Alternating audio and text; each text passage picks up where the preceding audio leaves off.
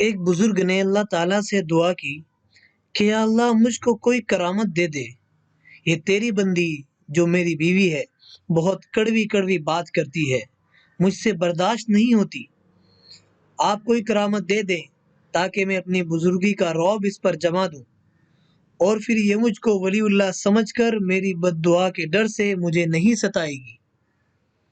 آسمان سے آواز آئی کہ اپنی چارپائی پر بیٹھ جا، میں اس کو اڑنے کا حکم دے دوں گا۔ چارپائی کے ساتھ اس کے اوپر سے اڑ جا، پھر اس کو بتا سکے کہ دیکھ میں نے تجھ کو کیسی کرامت دکھائی، اب تو مجھے بزرگ مان لے اور مجھے مت ستا۔ چارپائی پر بیٹھتے ہی وہ چارپائی اڑنے لگی۔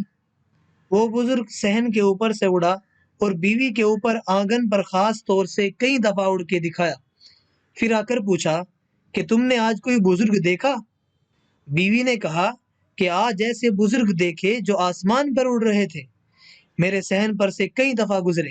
بزرگ ان کو کہتے ہیں، ایک تو ہے کہ خواہ مخواہ بزرگ بنا ہوا ہے، ہر وقت زمین پر دھرا ہوا ہے، کبھی تو نے بھی اڑ کر دکھایا؟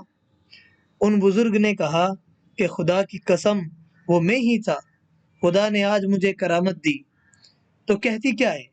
ارے توبہ توبہ، جب ہی تو میں کہوں کہ ٹیڑھا ٹیڑھا کیوں اڑ رہا ہے۔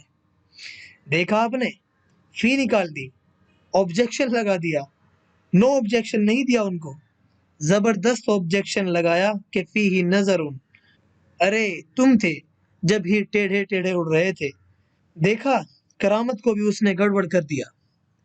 تو بیویاں شوہر کو بزرگ نہیں مان سکتی، سارا زمانہ بزرگ مان لے گا، بیویاں بزرگ نہیں مان سکتی۔